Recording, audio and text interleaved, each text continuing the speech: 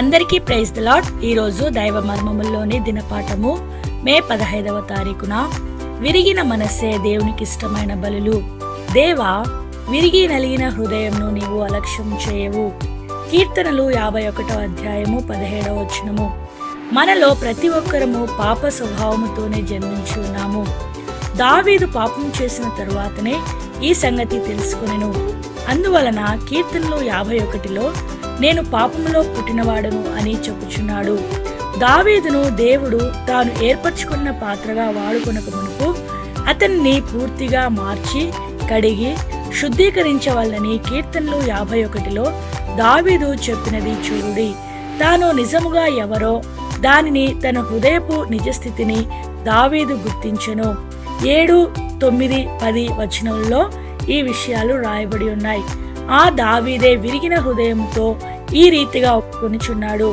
దేవా, నా యందు శుద్ధ హృదయము కలుగజేయుము, నూతన హృదయము నిమ్ము, నన్ను కడిగి శుద్ధీకరించి పరిశుద్ధపరిచి నా అతిక్రమములన్నిటినీ తుడిచివేయుము.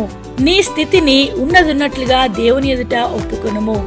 నీ స్థితిని మార్చుకొనుటకై ప్రయత్నం చేయకుము. అవును ప్రభువా, నేను పాపిని అని ఆయనతో చెప్పుము గాని నా పొరుగు వారి కంటే నేను ఎంతో బావుగానున్నానని చెప్పకుము. ప్రభు నిన్ను ప్రేమించుచున్నాడు గనుక నీ నిజస్థితిని ఆయనతో చెప్పి, ప్రభువా, నన్ను కడుగుము, నేను మురికి అపవిత్రతో నిండి ఉన్నాను. ఓ దేవా, నాలో శుద్ధ హృదయము కలుగజేసి నా పాత స్వభావమును మార్చుము అని ప్రార్థించుము. ఈ విధానంలో నీవు కోల్పోయిన ప్రతి ఒక్కటి నీవు సంపాదించుకొనగలవు. నాశనపాత్రమైన నీ జీవితము సమృద్ధి అయిన ఫలమునిచ్చేదిగా మారును. నీవు పలుకు ప్రతి మాట, నీవు చేయు ప్రతి పని నిలిచి ఉండు ఫలమునే ఫలించును.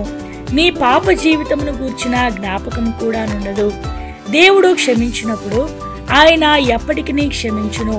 యేసుక్రీస్తు ప్రభు నీకు బదులుగా మరణించి నీ పాప రుణము పూర్తిగా తీర్చి ఉన్నందున నీ పాపములన్నీ నిరంతరమునకు తీసివేయబడి తుడిచివేయబడును. నీవు యథార్థముగను వినయముగను ప్రార్థించినచో ప్రభు అలాగు చేయును. దేవుడి కొన్ని మాటలను దీవించి ఆశీర్వదించునుగాక. ఆమేన్.